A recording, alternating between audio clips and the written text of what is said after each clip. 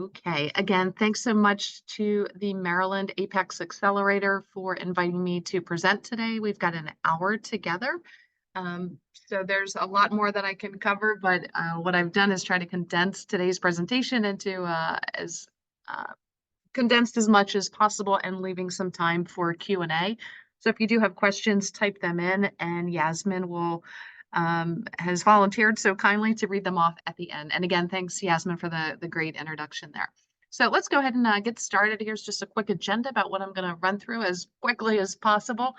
And again, there's a lot more I can cover, but these are really just kind of your basic 101 marketing principles that you can follow. So just a quick blurb about us so you know who I am and kind of where I'm coming from, what my background is. Our business is based in downtown Washington, D.C., and we primarily work with established government contractors, helping them with understanding the market, what opportunities they should be pursuing. And then once we've helped them identify those opportunities, we'll help with proposal writing, other marketing aspects, including getting companies onto various contract vehicles, primarily the GSA schedule. We also do put on events, conferences, and webinars throughout the year. We currently have over 700 complimentary webinars. They're all focused on government contracting on our YouTube channel. It does not cost you anything to subscribe to that. So I'm not selling you anything. I'm just letting you know that there are resources out there. There's a lot of other companies as well that have videos, great videos on government contracting. So the better educated you are, the more successful that you'll be in this sector. And there's a lot to learn. You don't need to know it all, but I would spend some time just really understanding the market and how the government works. We've got some what we call sales playbooks for each of the federal departments and other aspects about government contracting. Our newsletter right now reaches over 30,000 government contractors. That is also complimentary. We're not selling you anything here.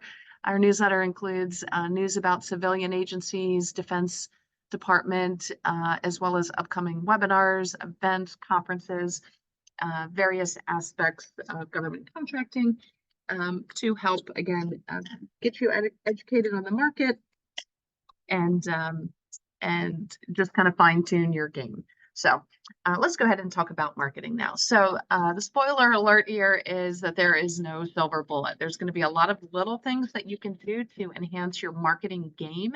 But again, there's not going to be one thing that is going to win you all the contracts or even win you one contract. So again, what we're going to talk about today is understanding your customer, who primarily is going to be the federal government, but I'm sure some companies that are listening today are also interested in subcontracting. And in that case, your customer is really the prime contractor. And primes are the ones that, by definition, hold the direct contract with the government. They can even be small businesses. They don't have to be the Lockheeds and the Northrop Grummans of the world. It's just a company that holds the direct contract with the government, and some of the work they are going to subcontract out or parse out to other companies that can either help them fulfill the terms and conditions because maybe they don't have the capabilities, or it could be they don't have the entire manpower. So maybe you're just adding extra people to the mix, or you're adding a capability to the mix. But just the important takeaway here is that the federal government, as well as primes, and probably most companies these days, are risk averse, meaning that they want to work with known entities. So if your company doesn't have a website, if you don't have a LinkedIn business page, if you don't have a LinkedIn profile, if your business page is just on Facebook and Instagram, you're not really presenting as a professional, qualified, capable, trustworthy company. So we're going to talk today about how you can overcome some of these objections and things you can do to show that you are a credible company. First and foremost is by ensuring that your SAM.gov registration is absolutely complete, that you've checked the box if, in fact, you are 8A, women-owned, veteran-owned, HUBZone, or any of the other check boxes that the government sometimes looks for. You also want to make sure if you are working with a prime or that you want to work with a prime, that you've gone to their website.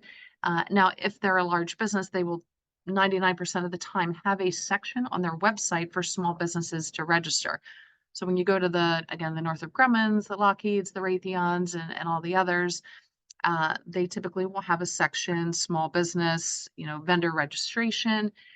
Make sure there that your registration is complete, and make sure that you first register there before you start calling them or trying to talk to them, because one of the first questions, if not the first question, will be from them is, have you registered on our website? So take some of these preemptive steps to show that you know what you're doing. You know that this is more or less a requirement to work with these primes. Make sure that your information is complete there. You probably also want to make sure that you have identified an opportunity to work on with that prime. If you're just registering on their website and saying, hey, we're an IT company, or we're women owned, and we're in a hub zone, what do you have for me? That's not going to get you very far. There are no handouts in government contracting, even if you have every checkbox in the book. This is based on merit and your capabilities. So you want to also conduct some due diligence to find out what does this prime contractor do, and what contracts do they have that are perhaps coming up for a recompete, or where can you add some extra muscle to their game. So you need to bring something to them. Don't ask them to do anything for you. And same thing with the federal government. Where can you um, be an asset to them? Where can you help them with delivering what their mission is, or helping them on any shortfalls that they may have? So you want to do this by not only demonstrating your capabilities, but building trust and relationships. And that's going to be primarily accomplished through your past performance, showing that you've done this in the past. You don't want to suddenly start proposing new services that you have no experience doing, but you think would be interesting. So your past performance should be aligned with the statement of work in the solicitation if you're going after the federal government directly. And it should be aligned with the prime contractor and whatever contract it is you're trying to pursue with them. If you do have any contract vehicles, GSA schedules, NASA SOUP, Navy Seaport E, or any of the others that are out there, and there's plenty out there, by being on a contract vehicle, it more or less demonstrates that you do have the experience, the past performance. Your pricing has probably been scrutinized and negotiated to a point that is palatable for the government, as well as the primes. And it just shows that it gives you some credibility. It's not going to guarantee any contracts, but again, it can just kind of add a feather in your cap. I'm at the second to the last bullet now.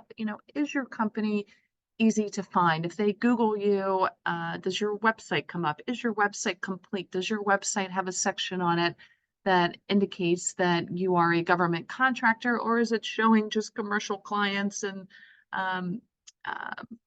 commercial clients that don't have any relevance or that don't align to the work that you're trying to pursue with the federal government? And again, I mentioned it a couple minutes ago, but making sure that you do have a LinkedIn profile, your personal one that has a picture of you, preferably not at the beach or, with your spouse and children on vacation. You dress professionally, groomed, with a background that's perhaps, the American flag or something that demonstrates something related to your business and your core capabilities. Again, something professional that somebody is not going to look at and think it's the profile that you're using for your dating app. And same thing for your business LinkedIn page. Again, these don't cost you anything at all. It's just your time. But is your logo displaying properly on your LinkedIn business page? Is there a write-up there that tells people what your company does?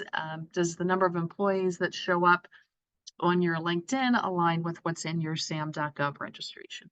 And this may seem very elementary, but I can't tell you how many companies we've gotten emails from that, maybe want to want to work with us for, business development, marketing, or getting onto a GSA schedule, but everything that they have, their website, their LinkedIn is just incomplete. Their SAM.gov has got outdated information, the address on SAM doesn't match what's on LinkedIn or on their website.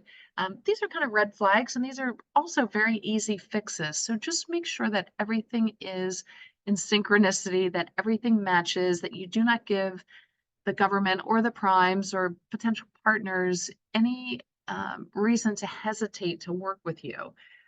Again, these are very easy things, and there's so much competition that as soon as they kind of pause and scratch their head, they're going to move on to the next company. So uh, take the time, and it shouldn't take that much time to ensure that you have all of these various factors. And this does go into marketing because it's how you're presenting yourself. Um, that these are all again aligned. And if we just kind of take a step back and say, what is marketing exactly? So you're promoting and selling your products or your services or your software, whatever it is. But a lot of that does involve market research.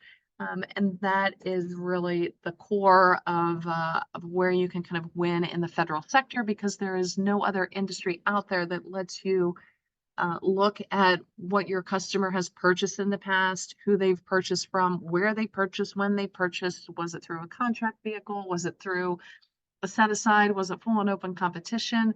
If you're selling to, let's say, the restaurant industry or hospitality or hospitals, there's no public data like you can find on SAM.gov or FBDS or any of the other public websites that give you this data. So the data is out there. You want to use it, and you also want to reverse engineer and understand your customer. So this slide here talks about the FAR and the DFARs. The FAR is the Federal Acquisition Regulations. These are the rule books comprised into 52 various parts, with I think 2 or 3 parts now that are actually just empty or reserved.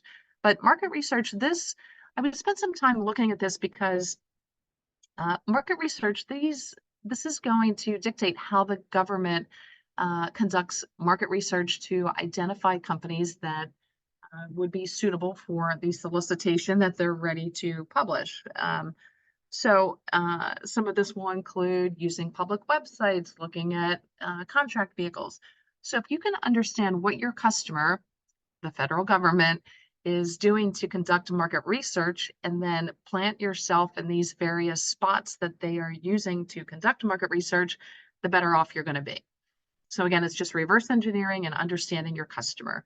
And then the DFARs, this is basically the same thing as the FAR, but it's the contracting nuances for Department of Defense.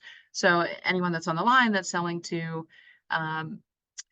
Army, Navy, Air Force, Marines, any part of DoD, this is how they must conduct their market research. So again, the more you understand this, the better you can position yourself, the more strategic you can become. These 2 links take you again to free, complimentary, doesn't cost you anything. You don't need to, give any data. You can just click on those 2 links to better understand how the government is conducting market research to find vendors. Okay, and marketing obviously is a process that's going hand in hand with the market research. So these various aspects we will dig into in a moment. As I mentioned, there is public data available to anybody with an internet connection, more or less. So the more information that you have up front, and I would spend the vast majority of your time conducting the market research versus actually pursuing the opportunities, because the more narrow you can be, the more focused you are, not only on what your capabilities are, but what the government is publishing as sources sought or RFIs or RFPs and RFQs. And the more you can limit those and have a list of 3 or 4 opportunities that you're pursuing, and have a process in place for making a go, no-go decision, and that's a whole nother webinar, the better off you're going to be. So if you're trying to respond to every single RFP and RFQ that's out there, and maybe you've got the latest and greatest AI technology to help write 100 proposals a day, is that really going to serve you well? Not necessarily. So again, be very focused and use the data that's out there to ensure that the government solicitation aligns with your capabilities and your past performance. I've used the term reverse engineer already fairly often in this presentation. And again, it's just because there's data out there, so it does allow you to do this. And again, there's no other sector that's out there. You probably also want to take a look at the SBA scorecard. This is an annual report by, it looks at both the agencies or the departments as well as the primes on how the federal government did on awarding contracts to small businesses, and they'll break it down by women-owned, veteran-owned, hub zone, 8A, and all the rest.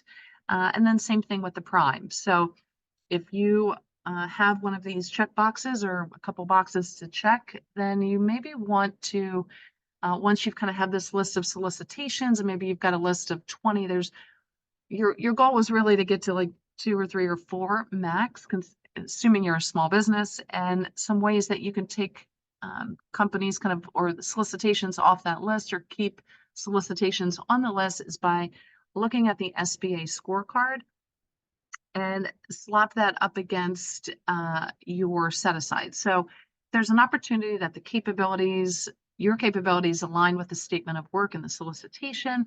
Then maybe look at the department and say, hey, they did a great job of awarding contracts to women-owned companies that are in hub zones. I'm a woman-owned company. I'm in a hub zone. They've got the propensity to potentially award a contract to me.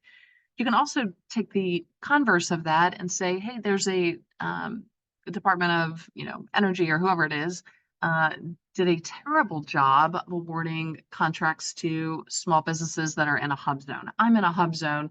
I'm going to contact them because maybe they're trying to get their score a little bit higher for hub zones. I would caveat that with, in very bold red letters, never lead with your set aside, with your designation. The government cares, but that's not going to be the reason that they're going to contract with you. You need past performance, you need capabilities, you need to have the merit to perform on the contract. And that should just be a good general rule in life, that you want to focus on what you do and do well. And then everything else, the checkbox is really just a bonus that helps them meet this goal. And same thing with the primes, who's doing a great job of bringing in small business subcontractors that have various designations. Again, the government, there is a quote that I had. It was a direct quote from a conversation from a government official that said, hey, it's not that we can't find hub zone companies, or it's not that we can't find women-owned companies or veteran-owned companies. It's that we can't find those companies that have the actual capabilities. So by having just that information, the more you can focus on your capabilities and ramping up your past performance, the better suited you're going to be, because that's really kind of the missing link. Again, there's plenty of companies that have the box to check, but you need to focus on what you do and do well.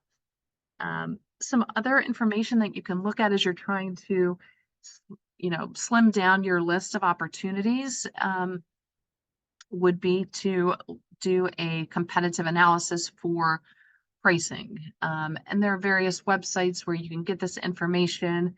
You can go to some of the GSA websites to get hourly rates for labor categories. So if you're selling professional services, you can also get pricing on products and software there. And so that will kind of give you, even if you're not on the GSA schedule, you can grab some data there and just get a general idea if this company that you want to subcontract with, if their rates are lower than yours for certain labor categories, and that's where you want to work with them, then it's probably not going to be a profitable relationship for you. So if their rates are either equal to or lower than yours, that company, that prime, is most likely going to dictate rates to you that are going to be profitable for them, which means they will give you rates that are lower than their rates. And so if you can't work with that, if that's going to potentially put you out of business, then you may want to think twice about that. Now, I will say there are companies that will go into these subcontracting relationships where they are not profitable, only to get the past performance and the experience. That's kind of a risky move, and should really only be done. I certainly don't encourage it at all, but should only be done if that's, let's say less than 5% of your overall company revenue, and the other 95% of your company revenue is coming from profitable relationships, whether they're, just B2B or, other subcontracts or even direct with the government where you are being profitable. So just keep that in mind. There is, again, the point of this slide is just that there's data out there. Use it to slice the data and look at the data from different vantage points, from, again, helping the government meet various goals, again, with leading with your capabilities, your past performance, and your merit, to looking at hourly rates. And again, this is why the vast majority of your time should be spent on conducting this research, because then you won't waste time talking to companies that have rates lower than you, or whose capabilities aren't aligned with yours, or other factors. So here's some of the ways that the government purchases. I'm kind of a visual person, and this class is always better in person, but let's go ahead and look at this slide. And these are just a variety of the ways that the government purchases, and it's general, but what every company, every business should be doing and should have before they decide to start pursuing the federal sector, this should be part of your research. You should know how much of whatever your widget is that you're selling, whatever your software, whatever your services are that you're selling to the government, regardless if you're, landscape or architecture, engineering, or something along these lines, or IT professional services, you should know what percent for the last fiscal year went through full and open competition, and what is that dollar amount? What went through department and agency vehicles? And those would be NASA SOUP, Navy Seaport E, DHS Eagle, et cetera, the various contract vehicles that departments and agencies use. GSA schedules, how much went through GSA for your specific product, service, or software? What went through set-asides and everything else? And then use that to drive where you spend your time, where you spend your marketing dollars, where you spend your capture, your business development, your sales. All of these activities are related, but again, there's only so much time in the day. I would focus on conducting the research to have a narrow list of opportunities that will better serve you. Again, using your past performance for your capabilities statement.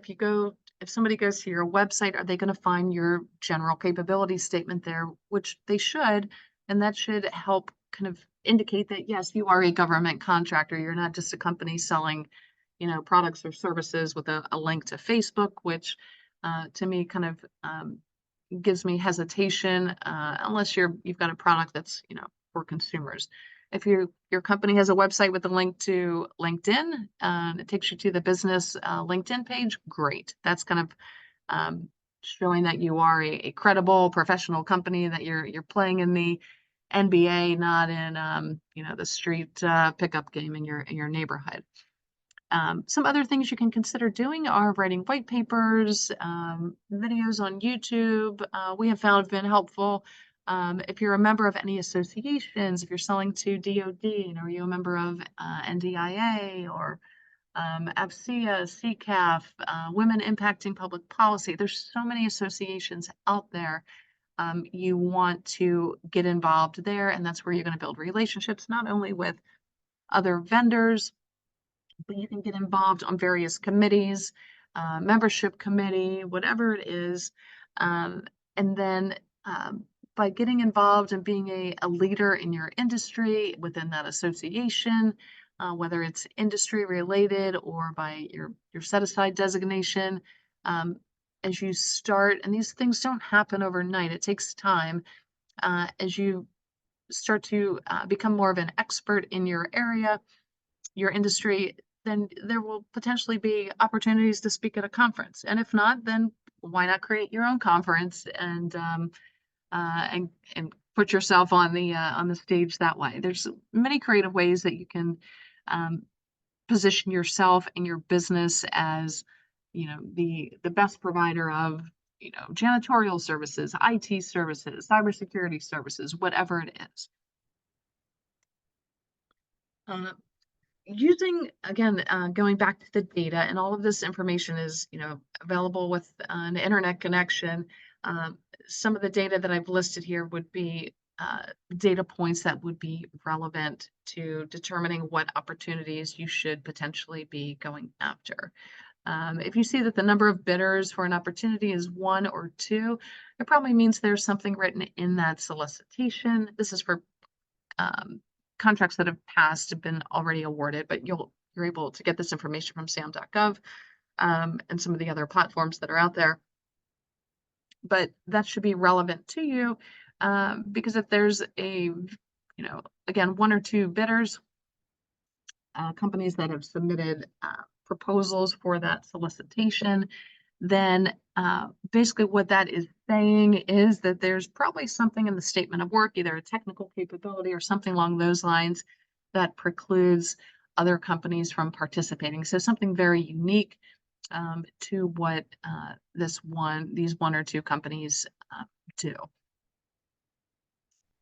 Um, And then just a snapshot from our website. Again, this is all free information. We've got a whole section on doing business with each and all of the departments. So if you find that your services or your product is aligned with a specific department, then I would say you probably want to take a look at what we've put together. Again, just it shows you everything from the rules and the regulations down to subcontracting opportunities, who are the top 100 vendors, and then working with the small business offices. Um, Small business offices are listed there on the right-hand column, second from the bottom. I'll make a comment here, again, kind of in bold and red. Don't contact the OSDBUs or the OSBPs and ask them, hey, can you help me? You should have, again, do your homework first. What's the opportunity that you found at USDA or whatever department it is your opportunity happens to be within, and have that solicitation number, have the contracting officer's name, who's the incumbent, if there is one, is this a set aside? If not, and you do have a box to check, then maybe the OSDBU can help get you in touch with the program or project manager there, who can help influence the acquisition or soon to be acquisition, depending upon what stage it's in, to get something set aside for a small business.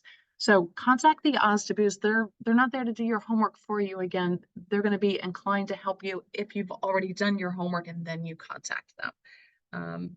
And again, the OSDBUs are Office of Small and Disadvantaged Business Utilization. They're there kind of just to support small businesses and ensure that the departments are meeting their small business goals. And the best way for them to help you is if you contact them and you have that information, the solicitation number, and you've also got all of the other information that we talked about earlier, that your website is complete, that your sam.gov registration is complete, that your LinkedIn profile is professional and complete. So again, that's just kind of a best practice and a suggestion.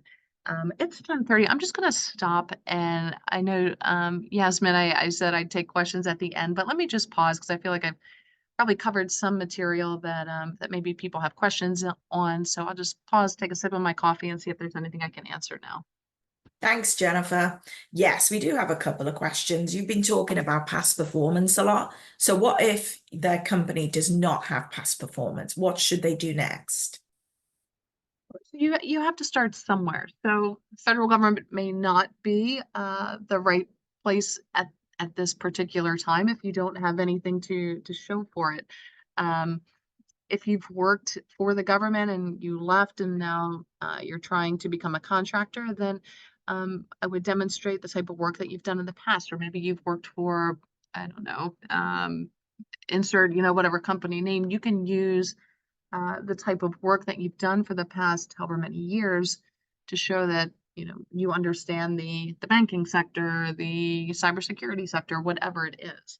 So unless you're 20 some years old, just out of college, and maybe don't have any real past performance, I'm assuming that most people on the line are either new business owners, but you've done something prior to that. So find a way to create a dotted line to the work that you've done in the past to what you're trying to do. I don't know if that's helpful or not, but I mean, you've got to start somewhere, and the government, there's no way to get around the past performance. That's why companies get contracts. Okay, thanks for that. And we do have a couple of webinars on our YouTube channel about how to get past performance. So I'll put those links in the chat. The other question is, how do I get on a contract vehicle? Sure. So first and foremost, you want to conduct research, and I'll go back to the slide. This slide. So everybody should have answers, exact answers down to the penny, because you can get that level of detail um, for your specific product, service, or software, whatever it is you're selling. So if you've determined that the government is purchasing your solution via a GSA schedule or through NASA SOUP or some other contract vehicle, then you download the solicitation and complete the paperwork and submit it on time whenever it's due to the government. But again, I would warn, particularly with GSA schedules, just GSA does a great job of marketing themselves, so people think that they need a GSA schedule without having conducted any of the research to say, what does the competition look like on the GSA schedule for um, my solution? How many companies? What does the competition look like? Who's doing the bulk of the business? So again, to answer that question, how to get onto a contract vehicle, I would say, hopefully that question came because the person who ever asked it has conducted this research to say, yes, I need to be on one because 80% of my solution is purchased via a contract vehicle, and here's the specific contract vehicle. And so you've got data driving your decision to get onto the contract vehicle. Most people are just doing it as kind of a knee-jerk reaction without having the data, and the data is there. So please, please, please use it. Okay, thanks. I don't see any other questions right now. Okay, great. Let me skip ahead here if I can. And I think I was here. So again, you want to be as focused as possible, not only on what it is your company does. You don't want to be providing landscaping services and also your cybersecurity services. Those aren't exactly complementary. And if you're a small business, which I'm assuming most uh, individuals who are on this call are probably small businesses or considering starting a small business, do one thing and do it really, really, really well, and you will go far. And also on the flip side, focus on one or two opportunities, not every opportunity related to your solution. Choose your battles wisely, because a lot of times it's just going to be an exercise in proposal writing, and you're not going to win. So make sure that your company has a process on um, deciding whether you're going to bid on an opportunity or not. And I'm sure that, Yasmin, you guys probably have a bunch of webinars on that as well. I know that we do. But realistically, the companies that we have seen be successful in the small to mid-sized category, and even the large businesses do this, they probably go out a little bit further to 48 months. But you start looking at opportunities at the genesis of the opportunity. So at the very beginning, when the government is putting out sources sought or RFIs, requests for information, it means that the government's kind of scratching their head saying, hey, we think we might need this, you know, uh, this, again, product, service, or software, but we're not sure. Are there companies out there on the planet that provide this? And again, that goes back to the FAR and the DFAR's market research. So if you can respond to these sources sought notices and RFIs, which you're going to find all of those in sam.gov, and you have the financials and the temperament to stay in the game until these sources sought or RFIs graduate eventually to an RFP or RFQ, then you're probably pretty well positioned. Particularly if you do have the past performance and coupled with, maybe a box to check or even a contract vehicle to help kind of limit some of the competition. So again, that's why if you do see an RFP or RFP, you're probably a little bit late to the game because 18 to 24 to 48 months or even more than that, prior to that, that opportunity probably started as sources sought or RFI. So those are really the best where you're going to have the best chances of winning. It's going to be a longer game, but once you win those contracts, then you'll start having a steady flow of revenue and contracts. And yeah, that's basically it for that slide. Let me move on to best practices 101. I'm trying to be cognizant of the time as well. Again, I mentioned, is your website government specific? Do you have a general capabilities statement there? Do you have any past performance that show that you've, either been a subcontractor or you've had direct work with the government, or that you've done maybe even something at the state and local level that has some of the state and local government logos, or anything kind of with quasi-government, World Bank, IMF, IFC, something that kind of shows that you know how to kind of speak government language. Other things that I think are important, but again, these aren't going to win you a contract just because your website's really, you know, uh, explicit on the fact that you are a government contractor. Same thing here, the auto signature and the email. I've got some pet peeves there that we'll talk about.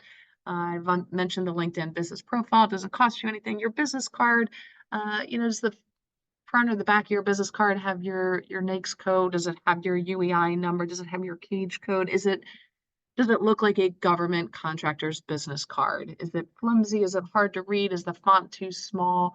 Again, all these little things, if you perfect them or get them to an acceptable level, that doesn't mean that you're going to win the contract. You're just going to present yourself, aka marketing, in a more professional light. Same thing with your capabilities statement. I mentioned on your website, you should have just a basic one there, and then you tailor the others off of that, using that as kind of your template to the solicitation that you're going after. And again, that would just be highlighting your past performance. And is it easy to find you? And the contract vehicles, that's going to be, I'd say a little bit more advanced. And, your set aside designations, not everybody needs to secure the 8A certification, but if you do, timing is very specific there. That's, again, a whole nother webinar that I'm sure the Maryland Apex Accelerator has. We've got a couple as well. Are your NAICS codes all over the place, or are they very focused? They should be focused. They should be, if you've got more than 3, then, when you get to 4, 5, and 6, those should be related to the first few that you do. That shouldn't be all over the place. Again, if you do something and do it well, the government will eventually reward you for that. So again, the more focused you are, the better.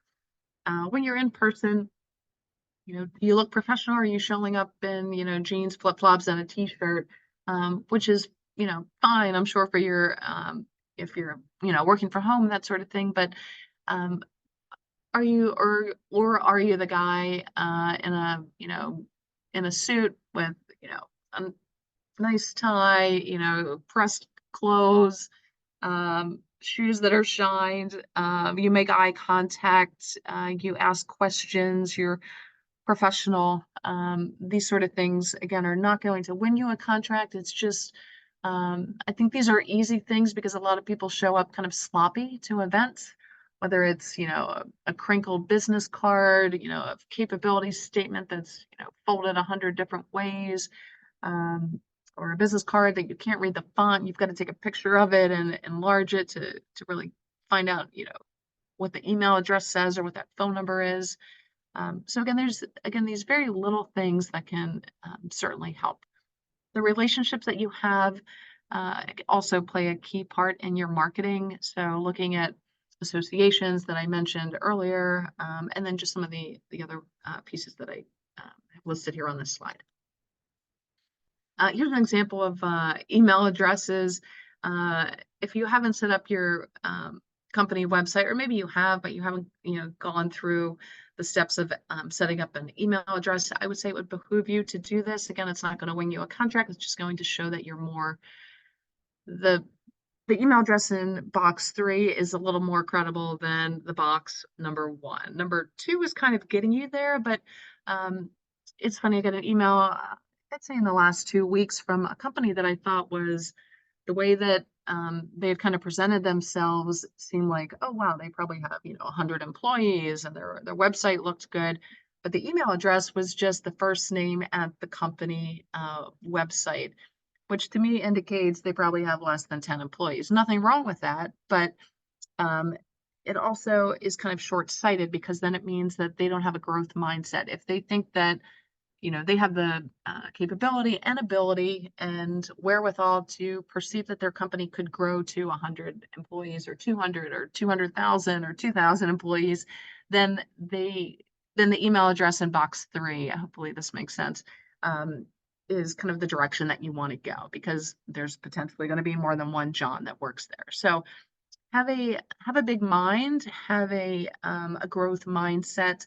Um, and again, it's a very little detail, but it will you'll be perceived as more professional, more credible. So just a tip there, take it or leave it as you wish. And same thing here with auto signatures. This is my biggest pet peeve for anyone that's been on any of my webinars. And again, kind of working left to right here. When I get an email from somebody and they include their email in the auto signature, I'm always scratching my head because I've got your email already because you sent me an email. So it doesn't really need to be repeated in your auto signature. What's then going to frustrate me, and let's say you're trying to sell me something, which most people are these days, and that's why you're on this call, is that I don't have a link now to go to what your business is. I'm gonna go Google John's Construction. Well, there's probably like 5,000 companies named John's Construction, and I don't know which one is you because you've got a very generic name. When we look at the second box, the email address is, doesn't have the last name on John. And again, I already have your email address. He's listing his phone number and his company name, but still doesn't really help me. I can, go to Google then and say, okay, it's abccompany.com. But what would really make it a little bit easier in box three is a link to the company, like no brainer. Or it could even be a link to your LinkedIn professional business page. Ideally, box four on the far right is what's going to say, hey, this guy's a government contractor. They're service disabled, veteran owned. They're on the GSA schedule. Um, you can maybe even include your UEI number there. And look, there's a link to the company website, which is if you want to find, if you want to make it easy for the recipient to understand what you do, that's really kind of what your auto signature should look like. Don't make it easy for the recipient to understand what you do and to get to your website. LinkedIn, this is just, again, another pet peeve that somebody lists that they've been, they're the president of a company and they've been at the company for a good chunk of time, multiple years here, almost 7 or so, or actually more. This is an old screenshot. But the logo there under the word experience is just the generic LinkedIn logo. So this to me also screams like small business, probably doesn't have any past performance, just started their business, or this is just kind of a side hustle for them that they don't take seriously.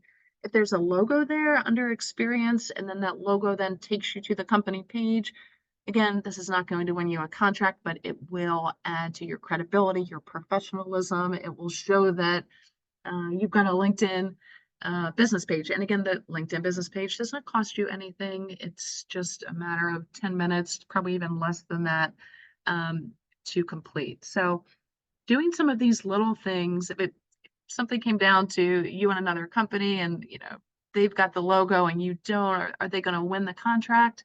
Not necessarily, but as, as we talked about earlier, prime contractors, large businesses, and the federal government are risk averse. So don't give them any reason to hesitate to say like, oh, it looks like they haven't really completed uh, everything necessary to demonstrate that this is a credible company. Again, use your small business advocates within the government as well as within the large businesses. So we talked about the OSDBUs and the OSBPs and And I mentioned making sure that you've done your homework before you contact them. Same thing when you contact the large businesses. Usually the contact acronym there is going to be the SBLO, Small Business Liaison Officer. If you search on LinkedIn for SBLO, you could probably find some of those folks within the large businesses. Sometimes they're also listed under Minority Business Outreach. But again, make sure that before you contact them, for the large businesses, that you've registered on their website as a small business, and that that you have a solicitation in mind. Don't say, "Hey, we provide cybersecurity services. How can you help me?" This is just a screenshot from the SBLO search on LinkedIn.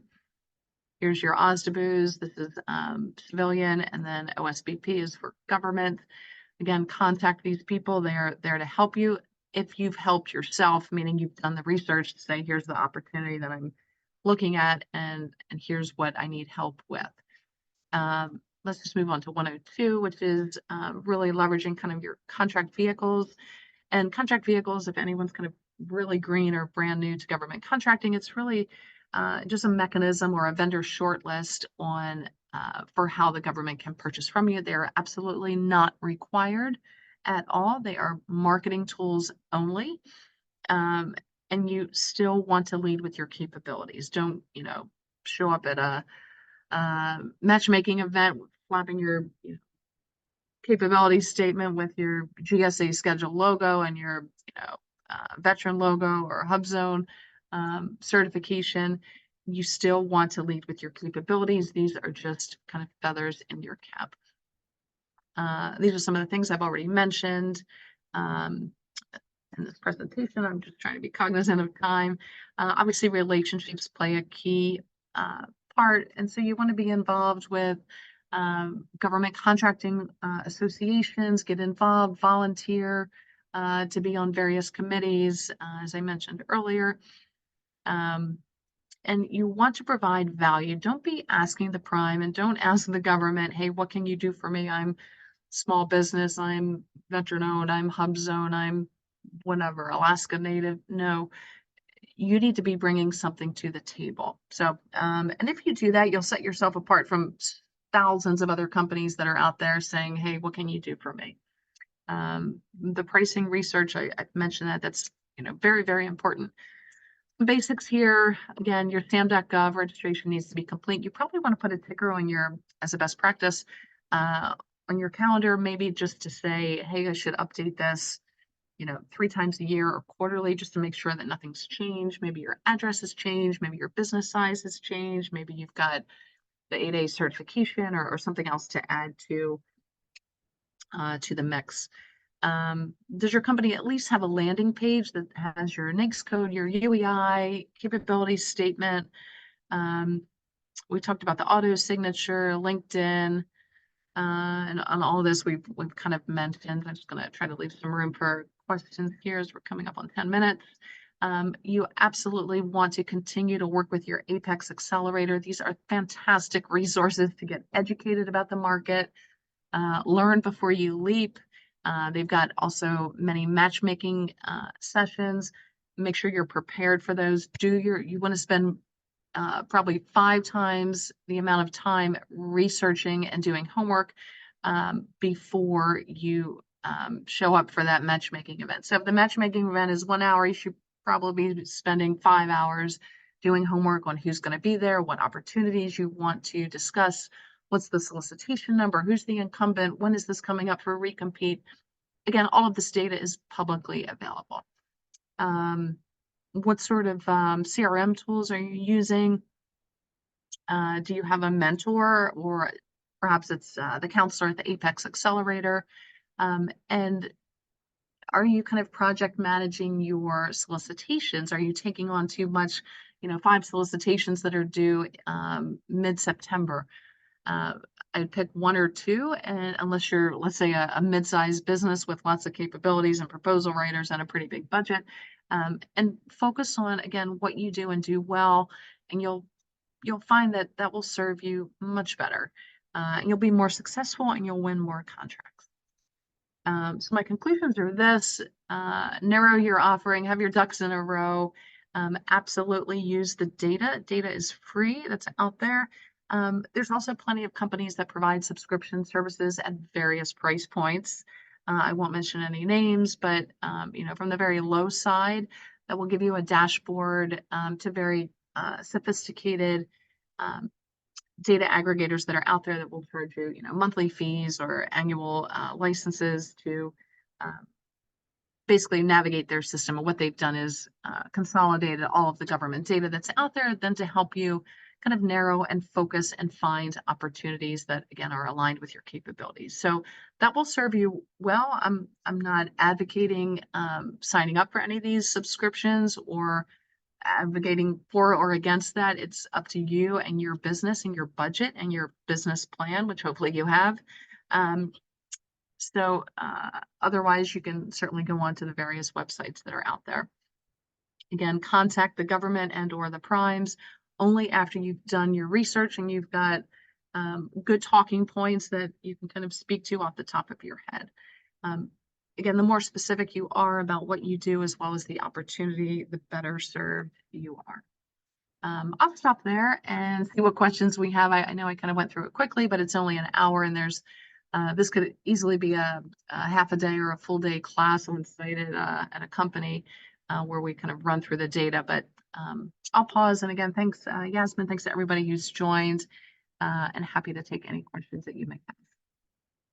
Thank you, Jennifer. That was great. So yes, now's your opportunity. If you'd like to ask Jennifer questions, type them in the chat box, or if you'd like her to go over one of the slides that you may have missed, now's the opportunity to do that. And obviously, I will be sending you a copy of the recording and the slides. And if you want to learn more about Jennifer and what she does, she hosts some really great events that you may want to start participating in and build your networking and, polishing that up a bit. And of course, your Apex Accelerator Counselor is here to assist you. And we have a ton of videos on our YouTube channel as well. So there's lots of stuff you can do to self-educate whilst you're preparing and getting your ducks in a row. All right, well, it doesn't look like we have any other questions. So you obviously did a great job, Jennifer. Thank you so much. Okay. So I'd like to thank everybody for participating today. And I posted some links in the chat that hopefully, you will find useful. Okay, one question's come in. Any tips on how to get an address correction changes with the state that has your old address? I'm assuming it's a mailing address.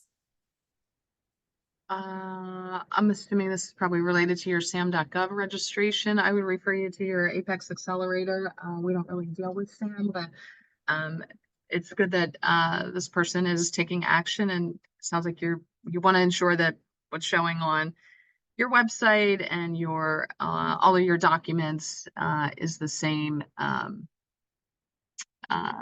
throughout, so that it's consistent, which is exactly what you want.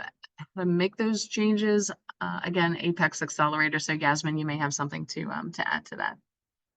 Yes, of course, your counselor can assist you with that and make sure that you've got everything correctly inputted, because if you don't, it can cause a lot of problems down the road. So definitely get in touch with your counsellor. So thanks again, Jennifer. Thank you, everybody. Take care. We'll see you at a future Apex Accelerator event. Bye-bye. Thanks, everyone. Thanks, Yasmin. Thanks, Jennifer. Bye. Bye-bye.